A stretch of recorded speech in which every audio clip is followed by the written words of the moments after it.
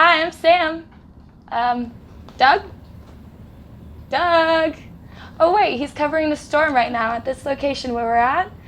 Let's cut to him and check in. Hey everybody, I'm Doug, and actually Sam's back on the boat dry. Little sit rep. We're in Ocean Reef. We left and we decided to come back because a little storm decided to spin up and become a tropical depression, number 19. So we're stuck. We're safe and sound, but it is a little sporty out here. Yeah, look at the flags. So anyway, Sam, industry news. So on Mega Yacht News today, what are you doing? Oh, Doug's not here. I'm here to fill in. No.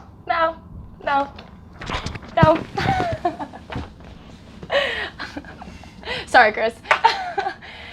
So again, on Mega Yacht News today, the show management announced in Fort Lauderdale that they're going to go with the boat show. We'll see if that happens. Also, rules are being tightened for foreign owners on private yachts in Seychelles. So pretty much you can't charter anymore out there, so I would check before you go out. On other news, let's see how Doug's doing out there.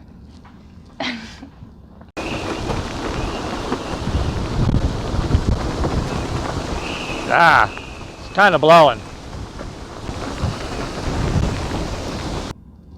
Over in England, Southampton's boat show got canceled due to fears of coronavirus, so don't try to show up.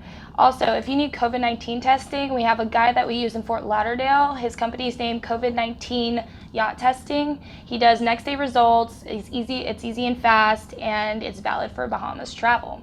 Okay, let's check in with Doug. So, I gotta admit, I feel a little bit like Jim Cantorn, but without the tourists and the people playing behind me on the beach. No offense, Jim, we love you. But actually, fact of the matter is, it's a little sporty out here. The flags. It's a little sporty. Anyway, what else we got, Sam? Yeah, Jim's cuter. Sorry, Doug. So this week in Crew Corner, our chef Chris is going to answer some of Doug's questions about the Michelin star rating system. Okay, so like Sam said, this week in Crew Corner, we're going to give you a little bit of yacht chef trivia. Now, my question to Chris Connell, our chef, was why do they call it Michelin star rated restaurants? Because in my mind, Michelin means tires.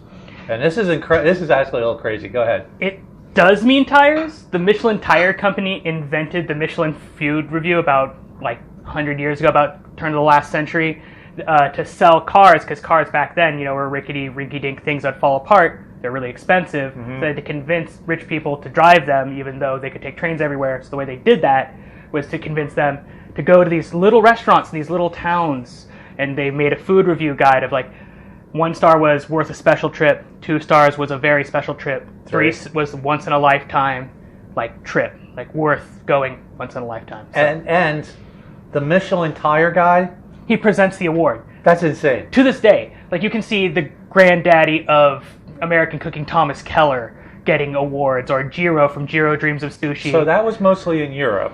But then it came over here, yeah. We have that rating here? Yeah, we have that rating in New York, California, and Chicago. So when you hear of a chef that's worked in a Michelin-rated restaurant, it literally boils down to the tire guy giving you an award. Yeah, it does. It's a food review for travel. Think about, back in the early 10s and 20s, cars were barely reliable. So the Michelin tire people came up with a rating system for restaurants that they reviewed. To sell tires. Yeah. So a 1 star would be it's worth across town. 2 stars is you want to go farther. 3 stars is pack up the kids, it's a long ride. Yeah. Use out your Michelin tires. Yeah, and it's not French cars were that reliable. We're talking about Peugeot making these cars. That's a little bit of trivia. That's pretty cool. The Michelin Star Guide for Restaurants, and the one that the chefs operate under, is actually from Michelin Tires and the Tire Guide. Absolutely. Thanks, Chris. No problem, Ken. Chris is a chef. We love him. Hey. Thanks. Bye. Let's check in with Doug one more time to see how he's doing. Doug? It looks like we have a sound problem. Let's keep going. So continue with Crew Corner. ID cards should be on every yacht. If you have an accident visiting a city or a town, these cards will help the hospital contact the boat and the crew members to let you know what's going on. It's more of a safety precaution, and every boat should have them. This is what ours look like. Okay, I think that's it. Let's see what Doug's doing. Anyway, that's it. That's it for this episode of the bottom. Whoa. Okay, everybody. That's Wait, how did you get here? that's the magic of movies. Oh my, I'm so confused right now. Anyway, that's it for this episode of The Bottom Line. We love you all. We'll see you next week. I'm Doug. And I'm Sam. Ta-ta.